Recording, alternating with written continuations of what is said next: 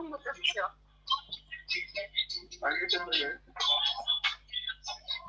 Ana, muy.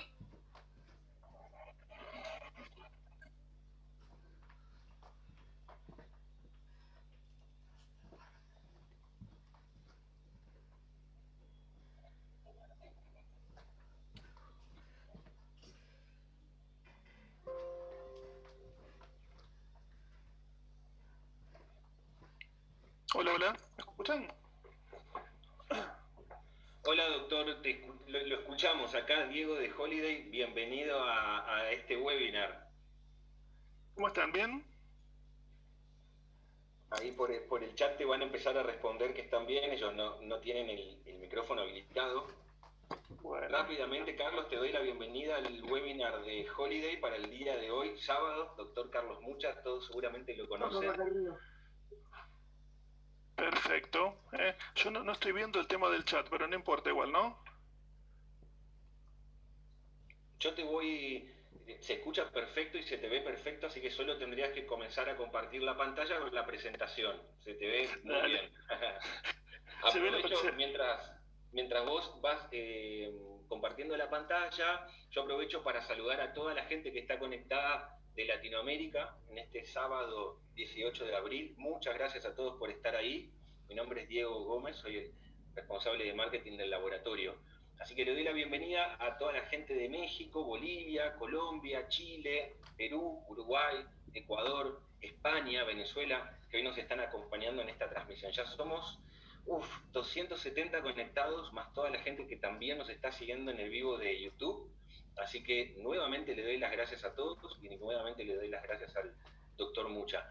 Ya está ahí terminando de tomar detalles, ahí está perfecto. Perfecto. ¿Se ve bien? Sí. Se ve perfecto, así que bueno, te dejo en compañía de la gente. Éxito. Buenísimo. Buenas tardes a todos, ¿cómo están? Espero que muy bien. En este tema de cuarentena, lo que queríamos era contarles un poquito, aprovechar este tiempo libre en esta nueva opción que tenemos de hablar. La realidad es que a mí me gusta siempre mucho más hablar face to face personalmente, pero bueno, vamos a aprovechar un poquito las opciones de la tecnología. ¿Cómo están pasando la cuarentena? ¿Cómo está todo el mundo?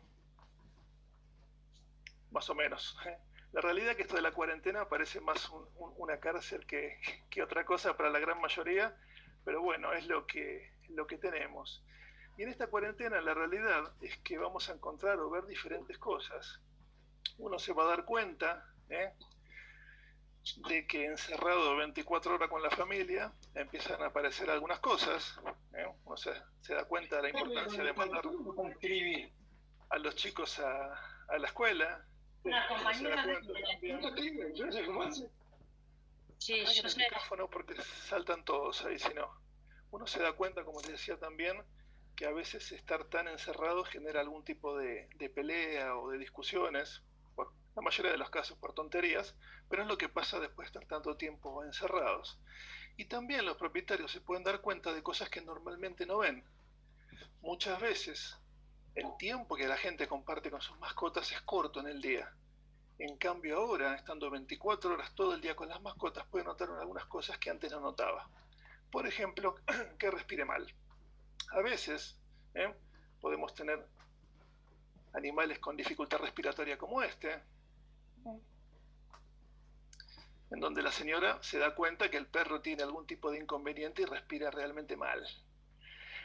La gran mayoría de los casos cardíacos, ustedes saben, van a estar relacionados con animales que son asintomáticos, animales que en realidad uno debería encontrar con algún problema cardíaco a partir del examen físico. Yo lo que quiero es mostrarles en estos 40, 50 minutos más o menos cómo sería el proceso evolutivo de un paciente cardíaco, que en realidad es muy, muy simple. Si han estado en los cursos nuestros lo saben. El corazón es simplemente una bomba que lo único que tiene que hacer es mover la sangre hacia adelante. El corazón lo que tiene que hacer es perfundir, llegar sangre con oxígeno, nutrientes, minerales, vitaminas, hormonas, productos de desecho a todo el organismo, desde la cabeza hacia los pies. La realidad es que la función principal es cubrir los requerimientos metabólicos. Para eso va a precisar una buena bomba, un buen músculo cardíaco, un trabajo sincronizado y buenas cañerías o tuberías que permitan el flujo de sangre en un ida y vuelta. Recuerden que el aparato cardiovascular es un sistema cerrado, donde la sangre va y viene con el corazón en el centro trabajando.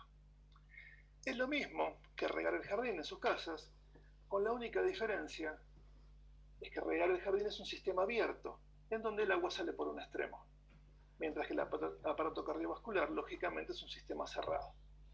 La base para comprender esto es que el aparato cardiovascular, la función que tiene es mandar sangre a todos lados, pero lo que tiene que hacer es mantener la presión arterial. El truco orgánico es que buena presión arterial permite una buena perfusión orgánica, y el organismo trabaja para eso. Continuamente a lo largo del día, la presión arterial varía, fluctúa, y el organismo siempre la trata de acomodar. Esto pasa normalmente, fisiológicamente, en ustedes mismos. Si ahora se levantan, el organismo cambia la posición y tiene que acomodarse el flujo de sangre a una posición erguida. Si están acostados y se levantan, pasa lo mismo. Estos mecanismos de compensación nos van a dar la clave o la pauta para entender qué le pasa a un paro cardíaco. Van a ver que simplemente lo que le pasa a un paro cardíaco es una hiperactivación de los mecanismos compensatorios. Lo que es normal se exacerba y el perro, lamentablemente, a la persona lo sufre. En la primera imagen tienen un boxer normal, en la segunda un boxer de 9 años con cardiomiopatía dilatada. Ahí claramente pueden ver los cambios a nivel cardíaco. Pero ¿por qué sucede esto?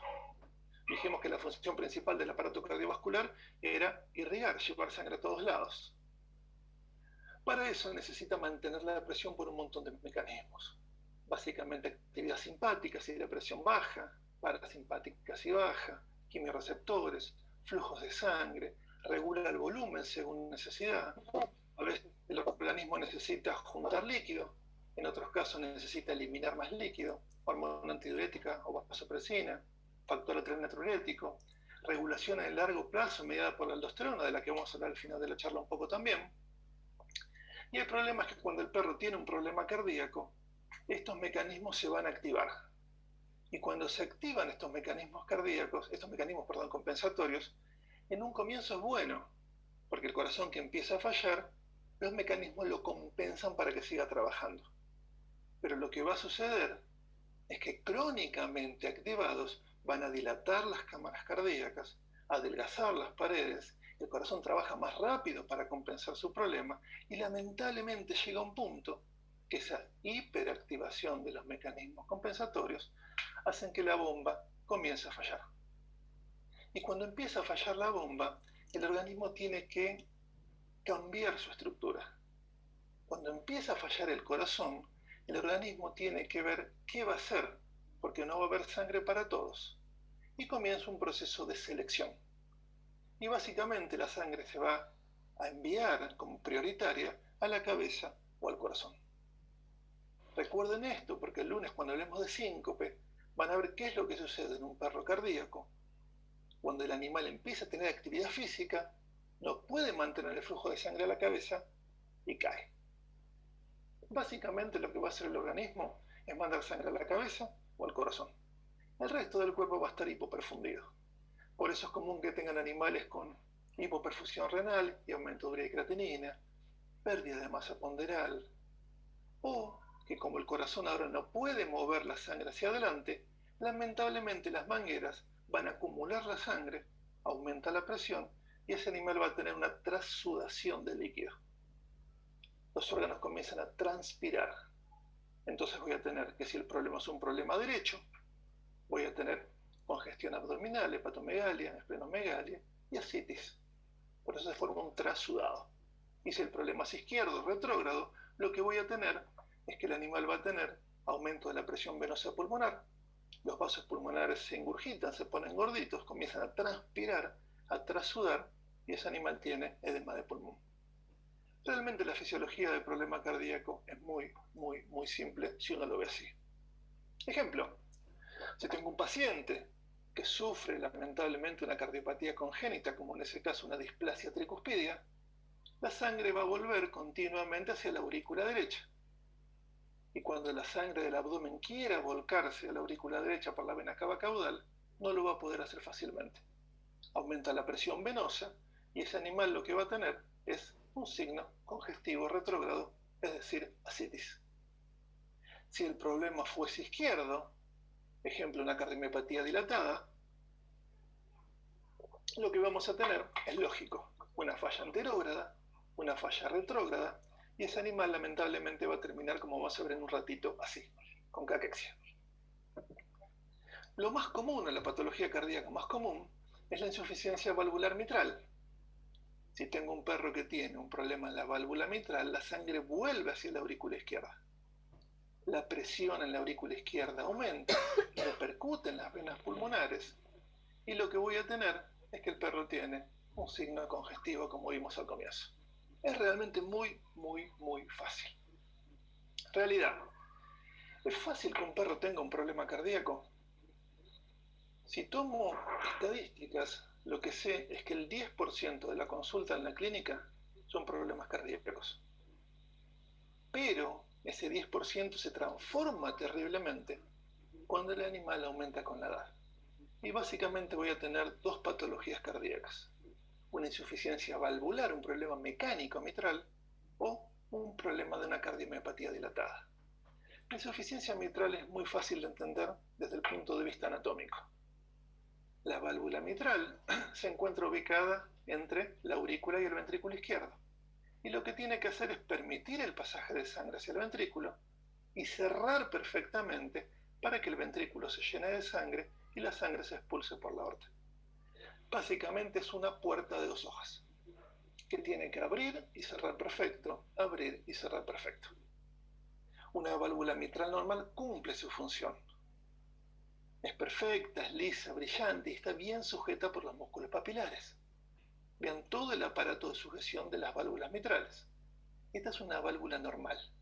Abre y cierra perfecto, abre y cierra sin ningún tipo de fisura.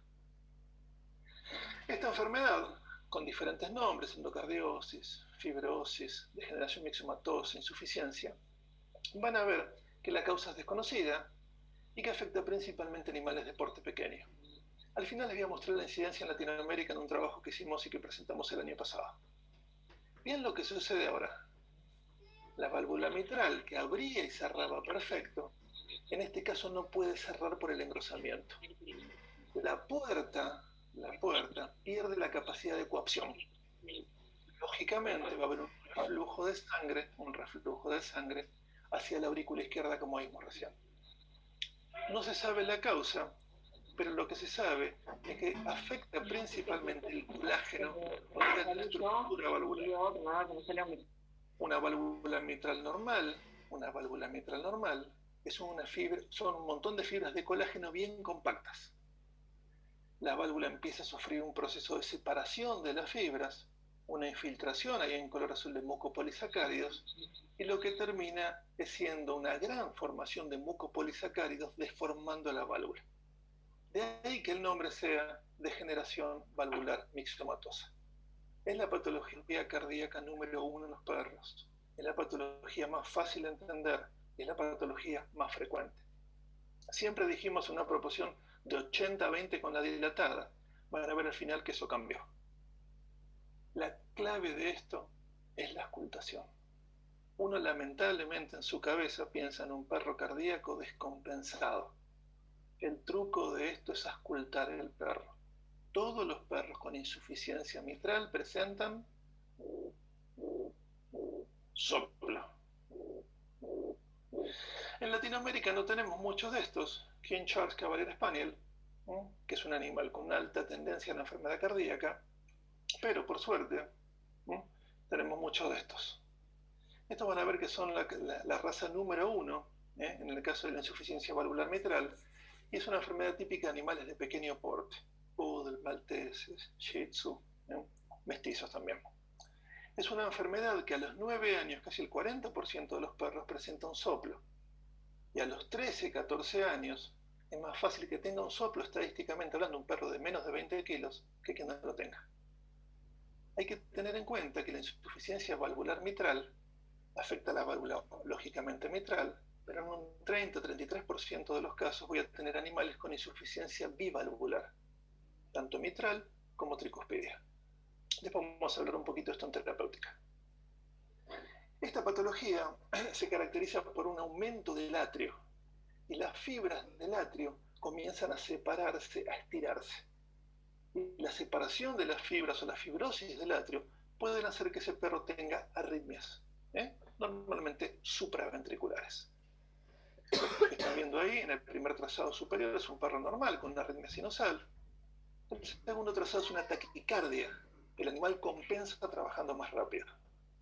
En otros casos podemos tener que el perro presente extrasístoles atriales o taquicardias atriales, pero la arritmia cardíaca más común en los perros, la arritmia cardíaca fija más común en los perros, es la fibrilación atrial. No hay nada que suene, que se escuche a la auscultación como una fibrilación atrial. Es un ritmo rápido, caótico, irregular, así.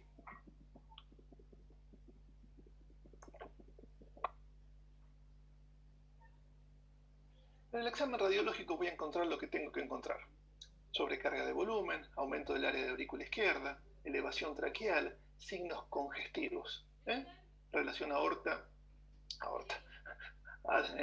arteria-vena del lóbulo apical, congestión pulmonar. El examen radiológico me permite ver muy bien todo el panorama, pero no me permite tanto cuantificar el problema. Yo sé que está muy grande la aurícula izquierda acá, aunque tengo una cardiomegalia generalizada, pero el ecocardio me permite hacer una necropsia en vivo. Con mi transductor corto el corazón y perfectamente puedo ver las estructuras y medirlas. En la primera imagen lo que tienen es un perro con una válvula mitral normal, en la segunda un animal con un engrosamiento valvular. Veo la válvula engrosada, el extremo sobre todo distal, veo el trabajo valvular y hasta me puedo imaginar lo que le pasa al perro, la separación de las fibras y la infiltración de colágeno.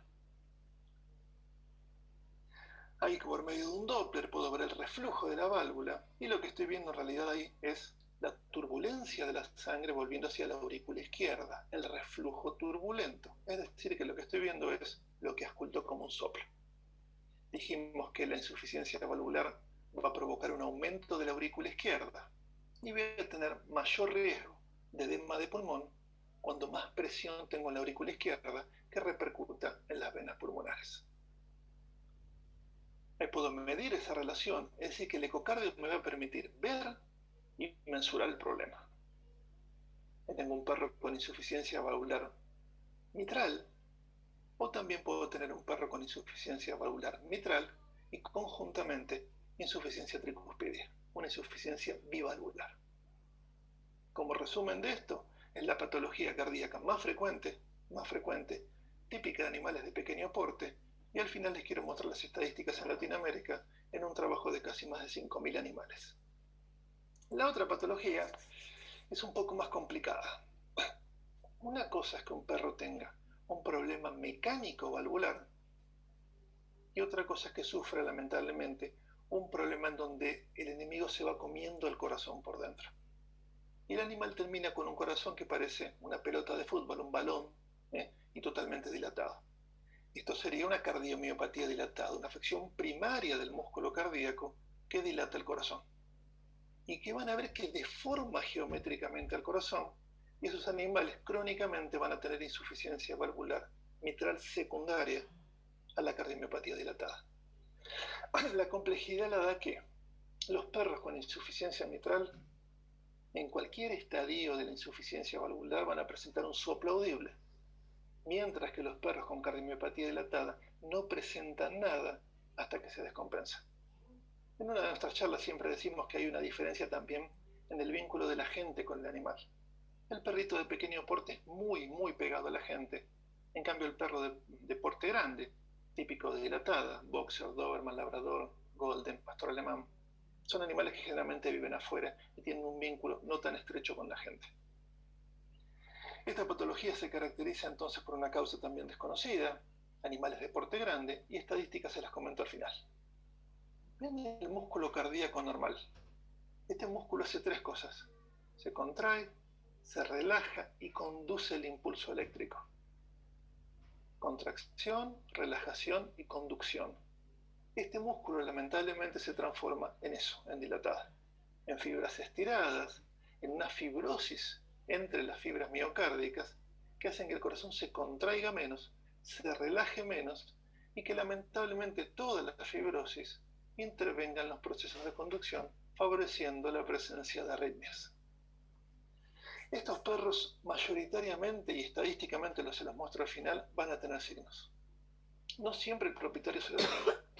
Intolerancia al ejercicio, cansancio, debilidad, síncope, como vamos a ver el lunes. Pero mayoritariamente tienen signos.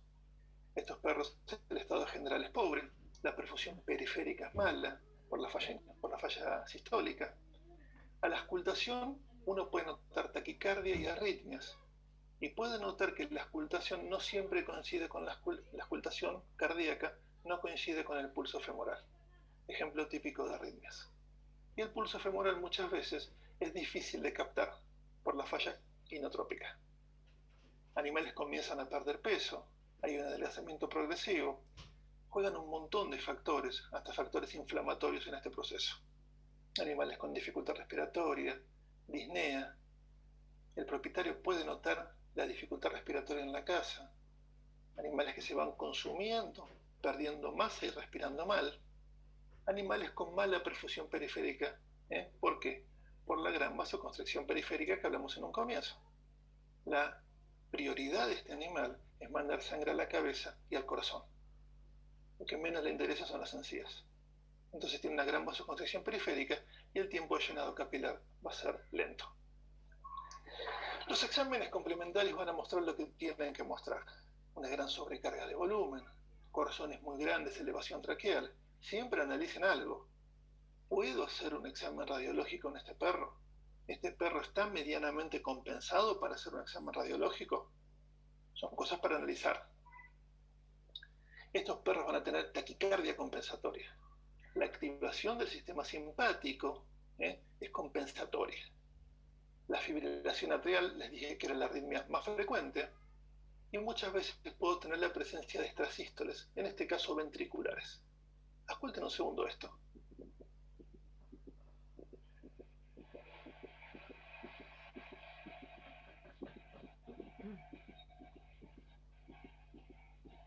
Ahí pasó algo.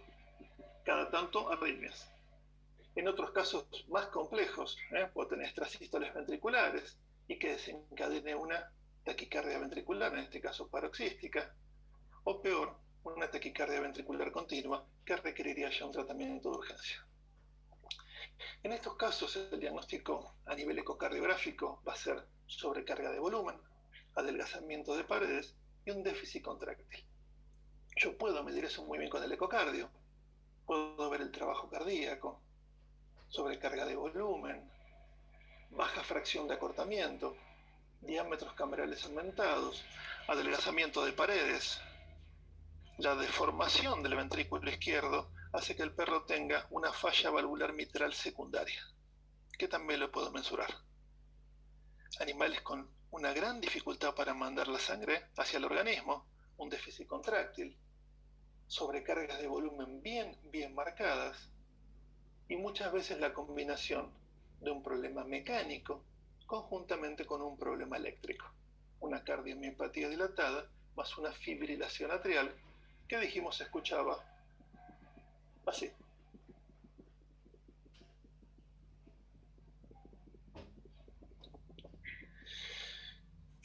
¿Qué voy a hacer?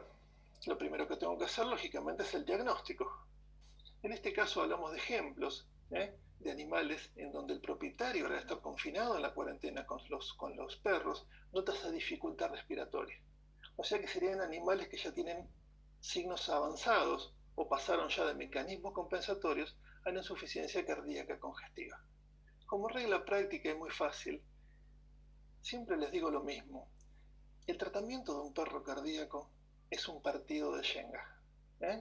Yo juego con el propietario buscando la forma de que el perro, metáfora de Shenga, esté lo mayor tiempo posible y bien. Pero necesito sí o sí el compromiso del dueño para cumplir el tratamiento terapéutico. Yo puedo hacer un diagnóstico perfecto, pero después el perro va a la casa y muchas veces tiene que tomar 10, 15 o 20 pastillas por día. Entonces necesito ver cómo voy a hacer y el truco es emocionalmente más que racionalmente, para convencer a un propietario que tome el compromiso de cumplir el tratamiento de su animal. Siempre me gustan las frases en los cursos, la mayoría que han ido a nuestros cursos saben. Esta frase es de Da Vinci, que tiene casi 500 años la frase. Busquen simplificarse la vida. En un paciente descompensado, yo básicamente lo que voy a tener es que el animal tiene congestión, busco sacarle el líquido. El animal tiene vasoconstricción, busco abrir los vasos. El animal puede tener un déficit enotrópico, busco mejorar la capacidad contráctil. Y si puedo, protejo al corazón. Van a ver en un ratito con todo el tema de la aldosterona. Estos perros de los que hablamos, con ya signos marcados en la clasificación del ABI, son C1, C2, o animales lamentablemente ya refractarios al tratamiento en estadios de tipo D. Hay algunos puntos que no son exclusivamente farmacológicos, pero sí tienen mucha importancia, como son el manejo de la dieta y el manejo del ejercicio. Con respecto al ejercicio, vamos a ver después, en detalle el día lunes, por qué este perro se desmaya ante la actividad física brusca. Piensa en esto. Yo tengo un paciente con un problema cardíaco que trata de mantener la sangre principalmente en dos lugares, en dos lechos, cabeza y corazón. El resto está hipoperfundido. Cuando ese animal comienza una actividad física, pelotita, escalera, pelea con otros animales, juego brusco, ese animal empieza a mandar sangre a los miembros, que para el organismo no son vitales. No le llega buena sangre a la cabeza, ese perro tiene una hipoperfusión y el organismo decide apagarlo. Ese era un ejemplo muy fácil de entender para lo que es un síncope. Lo vamos a ver en detalle el día lunes. Entonces, ¿qué tengo que buscar? Que ese animal reduzca su actividad física, que mantenga la actividad física mínima, viable, pero tengo que evitar sobre todo la actividad física de tipo brusco. Y con respecto a la dieta, uno tiene que analizar esto. Las dietas, una buena alimentación, forma parte de la terapéutica. No es alimento, forma parte de la terapéutica.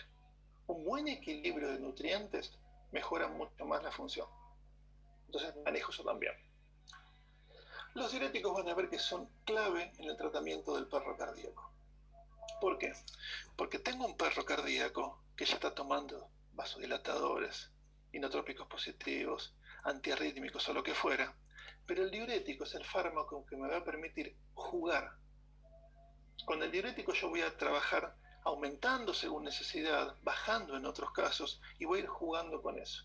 Casi siempre el perro cardíaco tiene unas curvas. El perro está muy mal, lo mejoramos, el perro se estabiliza, comienza a bajar y hay que rescatarlo. Normalmente los rescates se hacen en base a diuréticos. El diurético más utilizado es furosemida. Ustedes saben el efecto, saben que es un diurético de techo alto, de ASA, dosis 2, 4, 6 miligramos kilo según necesidad. Y normalmente los otros diuréticos, tiazidas o espironolactona, son diuréticos de combinación. Cuando uno quiere sacar más líquido, generalmente hace un bloqueo secuencial del nefrón, agregando un segundo o tercer diurético. Hay muchos casos en lo que van a precisar es sacar el líquido por punción. Cuando tengo un perro como este ejemplo, con una citis tan severa, el líquido que se junta es un líquido que es un trasudado. Si el perro tiene un problema cardíaco, el líquido en el abdomen tiene características físico-químicas de un trasudado o un trasudado modificado. Bajo nivel proteico, baja celularidad. Entonces no hay problema en drenarlo. No pasa lo mismo si fuese un exudado. Entonces en un perro así, si yo quiero sacarle este líquido solamente con diuréticos orales o combinación de fármacos, va a ser realmente muy complicado. Entonces se punza, se sacan 5, 6, 7 litros de líquido. El líquido tiene esas características de un cero sanguinolento, un trasudado, y el perro va a quedar bien de vuelta acá que explico. Visualmente para el propietario feo esto, pero fisiológicamente para nosotros es bueno. Si tengo un perro con ascitis severa, tengo compresión de órganos, tengo edema de mucosa intestinal, tengo compresión diafragmática, mala absorción de fármacos, mala absorción de nutrientes. Entonces por eso siempre es bueno esto.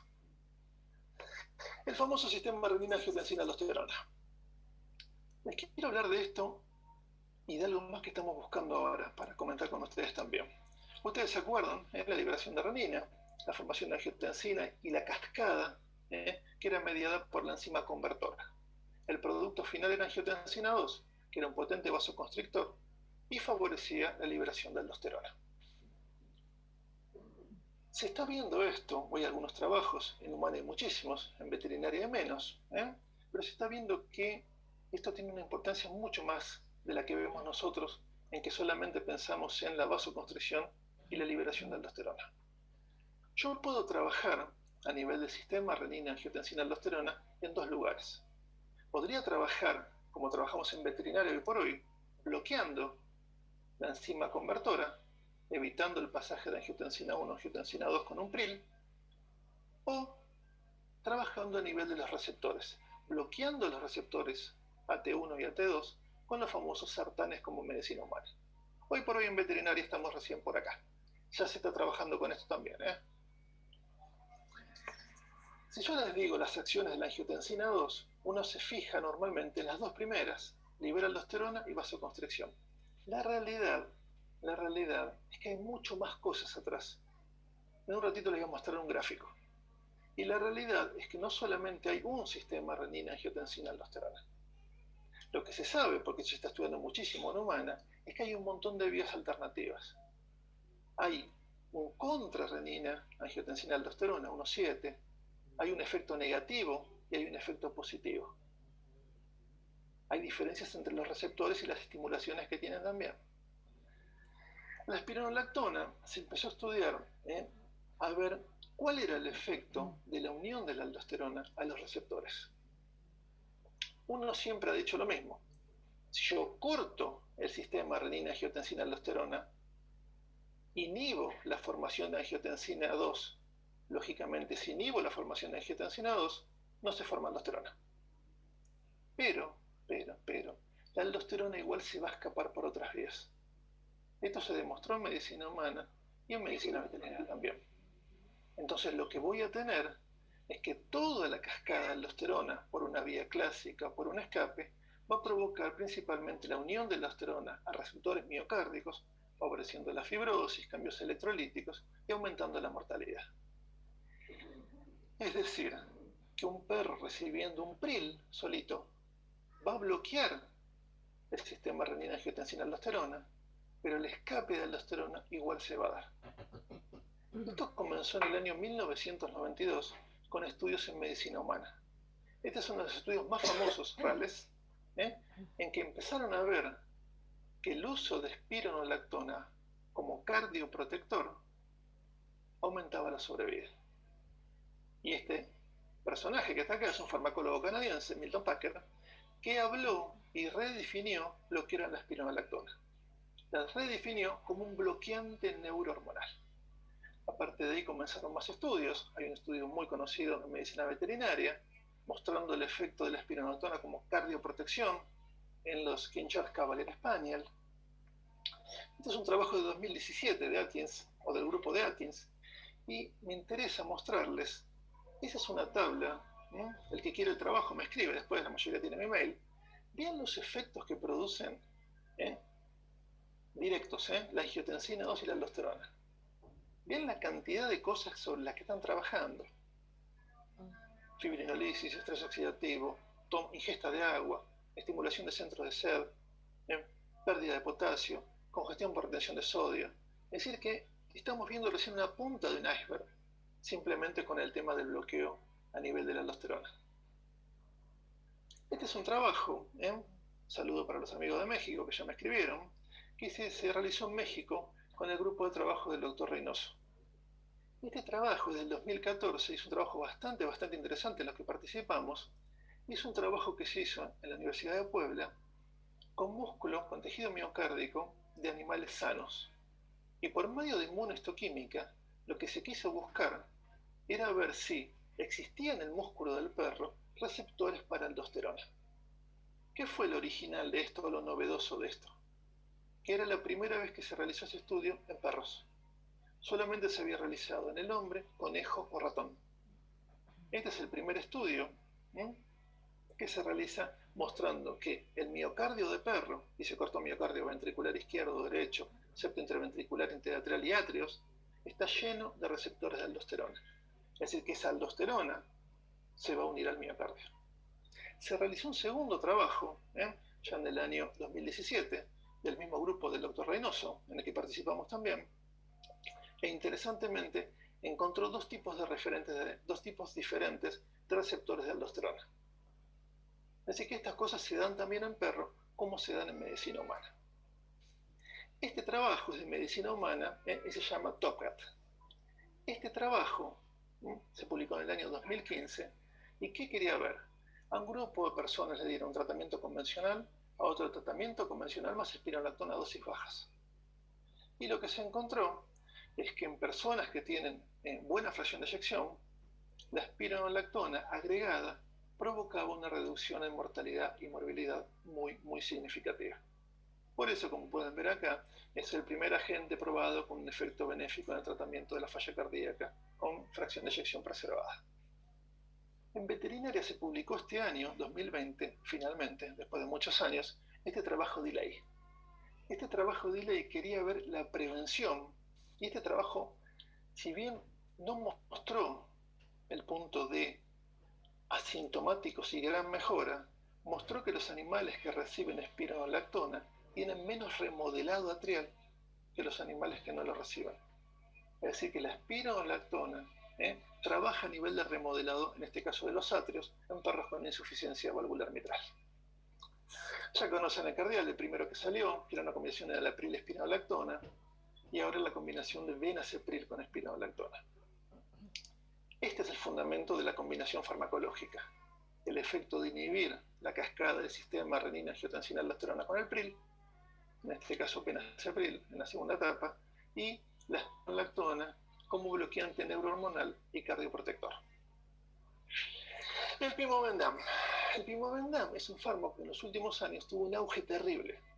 Habrán visto un montón de trabajos de un montón de cosas y como que el pimovendam se transformó realmente en la panacea o en el fármaco que todos los perros cardíacos tienen que o deben recibir. Tiene una historia interesante atrás del pimovendam. El pimovendam en sus orígenes fue para medicina humana. Las preguntas siempre que yo hago, si eso realmente lo soluciona todo. Hay un montón de trabajos de pimovendam, que es un agente inotrópico positivo y vasodilatador también, en que mejora la fuerza de contracción. Pero también se utiliza en animales que tienen hipertrofia, como por ejemplo en ciertos gatos con hipertrofia, trabajos con pimovendam, en animales con hipertensión pulmonar también. Entonces como que va abarcando cada vez más. Y una pregunta que siempre me han hecho es ¿por qué no hay en humana? La realidad es que el fármaco originalmente fue realizado para medicina humana.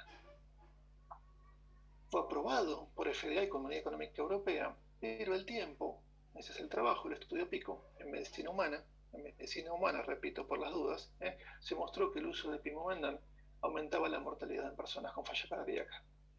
Por eso no había de medicina humana y por eso durante años no había salvo... Bueno, en Latinoamérica el único país que siempre tuvo pimovendam fue México. El pimovendam, dijimos recién, es un agente inotrópico positivo, aumenta la fuerza de contracción y un efecto también a nivel vasodilatador.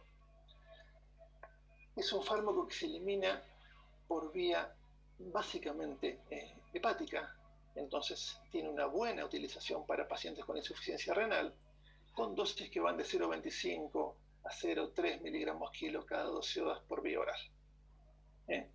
El efecto entonces va a ser inotrópico positivo y conjuntamente un efecto inodilatador. Estas ecografías que les estoy mostrando son viejas, tienen más de 10 años.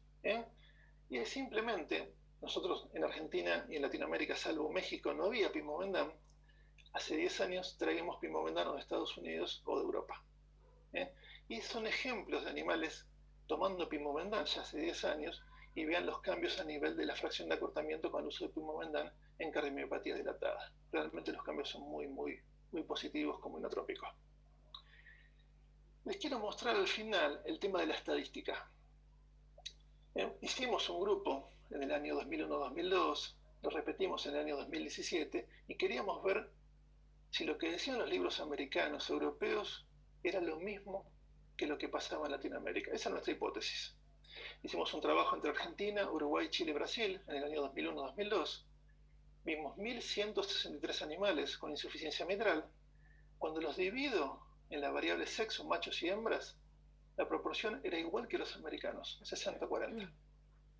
Pero cuando veo la distribución racial, nada que ver con los americanos. Este trabajo, repito, 2001-2002, la gran mayoría, 59% mestizos. Bien que en el segundo lugar, en color verde, estaban los pequineses. Tercer lugar, otras razas, el poodle, 8%, cocker y salchichas. Después les voy a mostrar el trabajo 2017, 15 años después, para que veamos esa proporción. Cuando veíamos en la primera etapa a qué edad diagnosticábamos estos animales, veíamos que estamos diagnosticando animales muy tarde.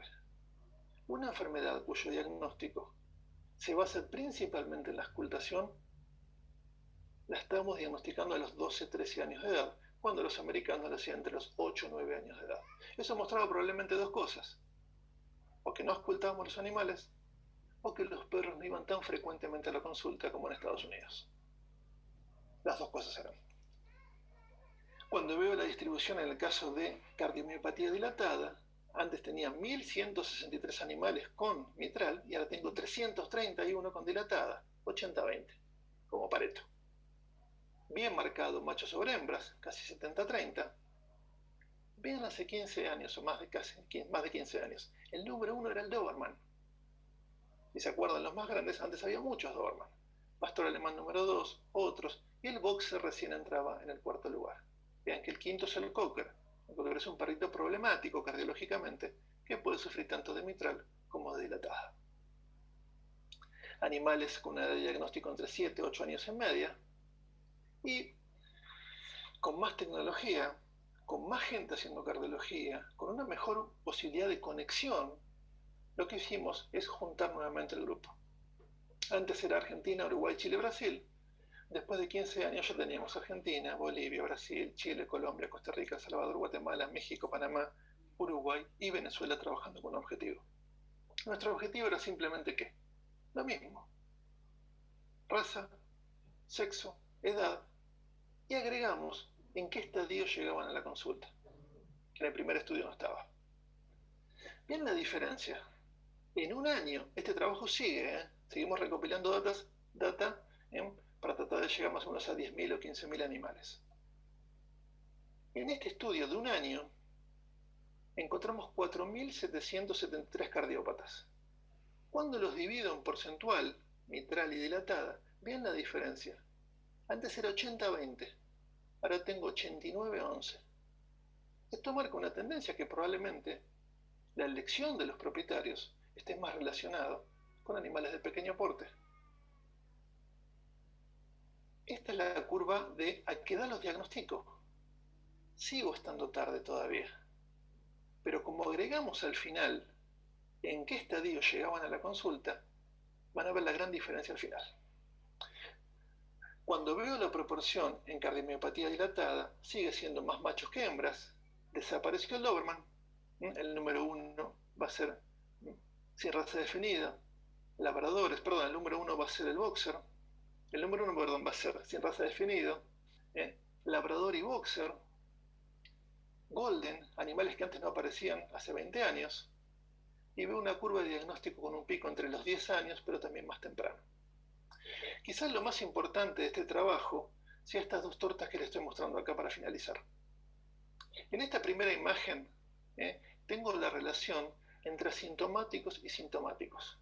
Es decir, de los perros que tuve con insuficiencia mitral, ¿cuántos diagnostiqué con signos clínicos en color verde? ¿Y cuántos diagnostiqué en base a un buen examen físico y un diagnóstico precoz basado en la auscultación? Todavía no sigo perfecto, pero tengo un 54% de animales con signos de insuficiencia mitral y un 46% relacionado con animales que encuentro el soplo y son asintomáticos. Esto es muy bueno para nosotros. Esto significa que hay mayor medida de prevención. Y esto significa que tenemos que seguir trabajando para que la torta, el pedazo de torta en color celeste, aumente cada vez más. La contraparte, lamentablemente, son los perros con cardiomiopatía dilatada. Solamente un 6% de animales puede diagnosticar en estadios iniciales. La gran mayoría, el 94%, son animales que llegan a la consulta sufriendo cardiomiopatía dilatada y ya con signos avanzados de patología, con signos de insuficiencia cardíaca congestiva. Acá tengo que trabajar en qué sentido, haciendo campañas de prevención para animales de porte grande. Lo que voy a precisar es educar a los propietarios. Hay un propietario que generalmente en una curva de duelo, como se produce en la pérdida de una mascota, termina con la parte que tiene que terminar, que es un aprendizaje. Y normalmente es un propietario de un boxer. Un propietario de un boxer cuyo perro murió de un problema cardíaco es un animal que ya queda advertido. Normalmente el propietario de boxer compra otro boxer. Y si sufrió lamentablemente la pérdida por un problema cardíaco, es un propietario que está receptivo a tomar medidas preventivas. Eso es muy bueno para nosotros, la prevención. El que quiera, seguimos juntando información, ese es el mail, nos manda un mail, le mandamos las fichas y fácilmente podemos trabajar con esto. ¿Qué les quiero decir para finalizar? Y entrar, si quieren, en un área de preguntas. Racionalmente, es fácil para nosotros como veterinarios entender la fisiopatología del problema. Yo racionalmente lo entiendo, pero tengo que comunicarme emocionalmente con un propietario.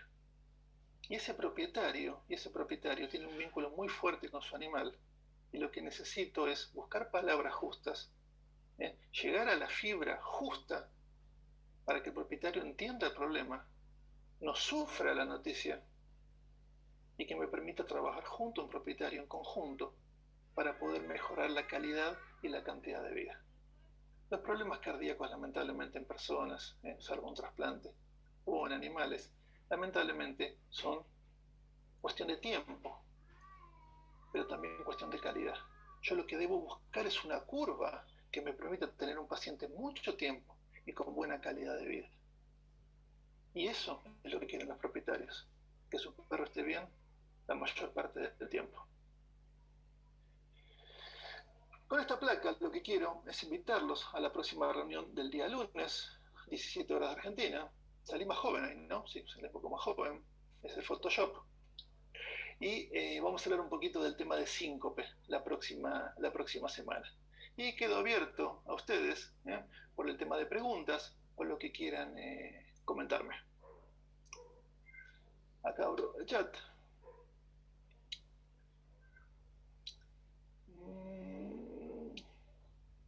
Hola, hola. ¿Alguno quedó vivo? Chat.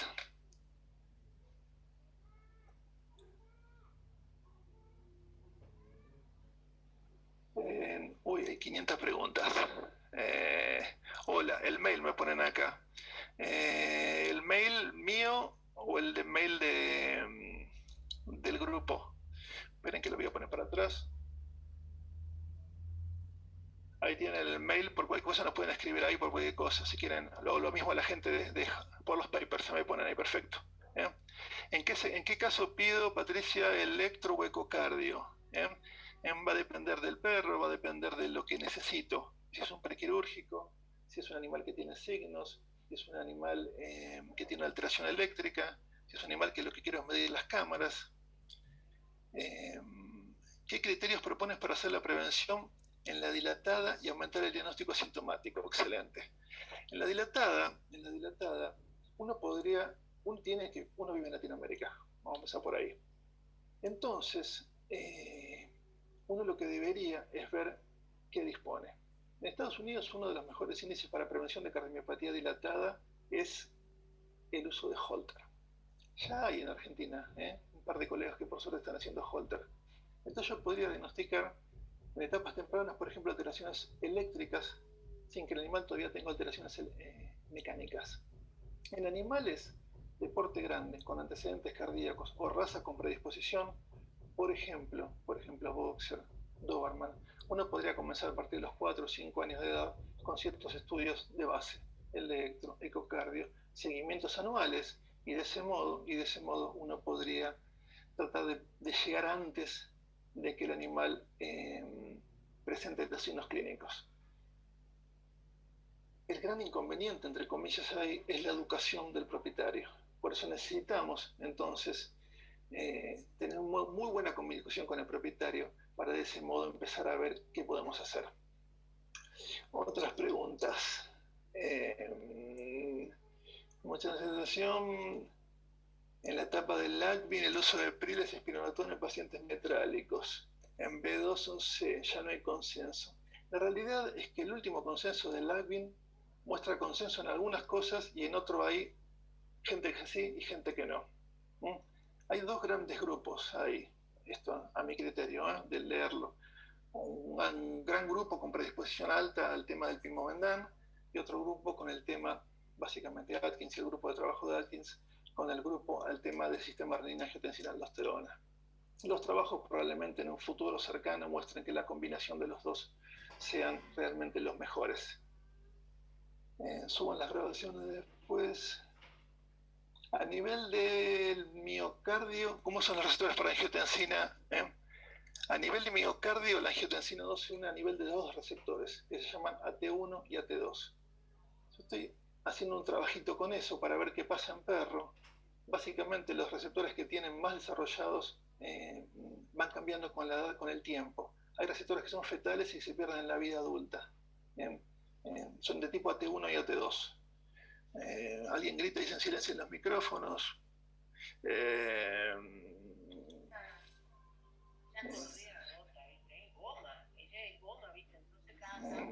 El tema del PRIL, bueno, el tema del PRIL ahí le explicaba recién, que no es solamente, que no va a ser solamente evitar la formación de angiotensina 2 y la liberación de aldosterona. Probablemente tenga mucho más posibilidades terapéuticas que solamente eso, como le mostraba en la tabla recién. Por eso generalmente en medicina humana son fármacos también de primera elección. Aparte del tema de insuficiencia renal y el tema de el PRIL. Pacientes epilépticos, alguna contraindicación al tratamiento de insuficiencia valvular mitral. Y la otra pregunta es si se hicieron alguna correlación en base a las razas en el trabajo.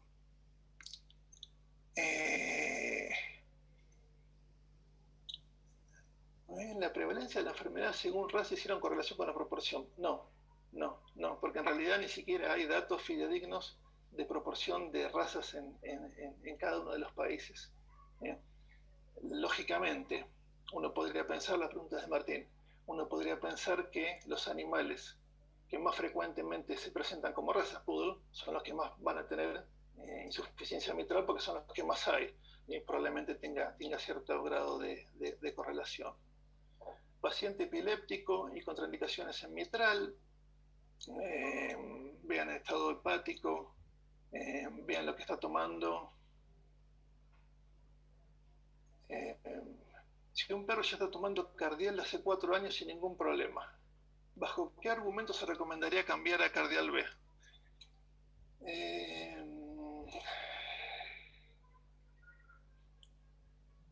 Ahí va a haber un problema psicológico.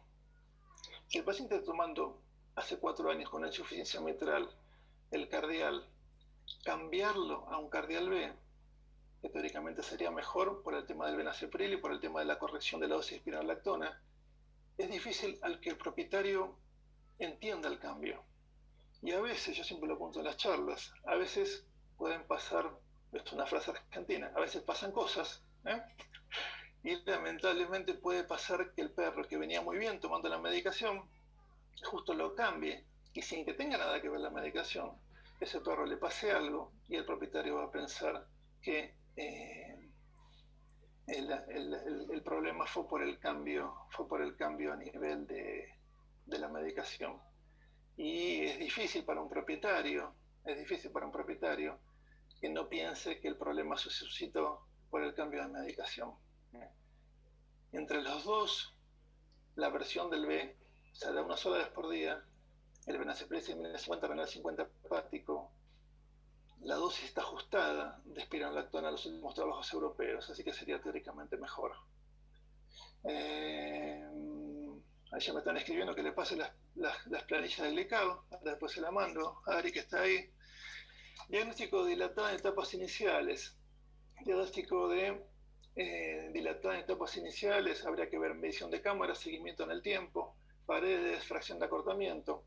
Estamos viendo muchos animales que tienen diámetros camerales conservados y déficit contráctil con hipotiroidismo. Descarten por las dudas esa. Si no hay Holter hay arritmias. Si se usan antiarrítmicos tempranos, sin Holter se complica un poco más. La realidad es que el Holter te daría una chance un poco mejor de saber cuántas extracítulas tienen en el día. Diego de Holiday, que me dice que termine.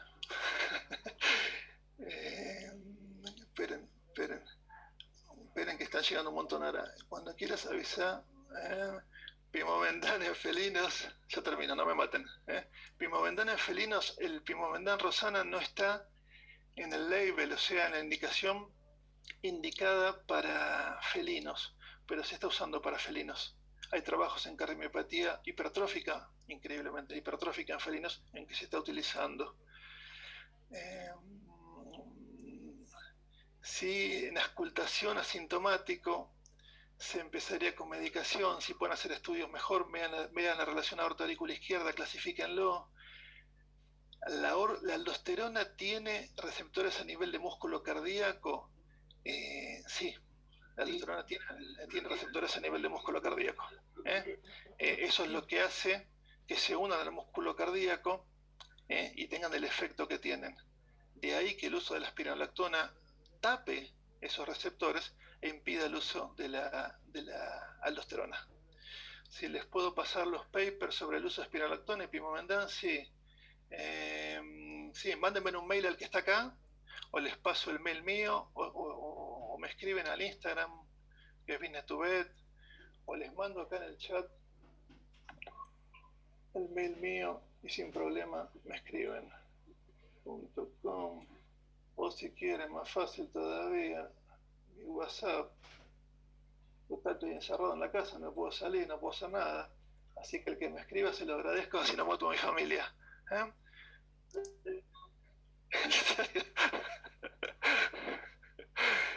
Bueno, el lunes, ahí les dejo todo ahí.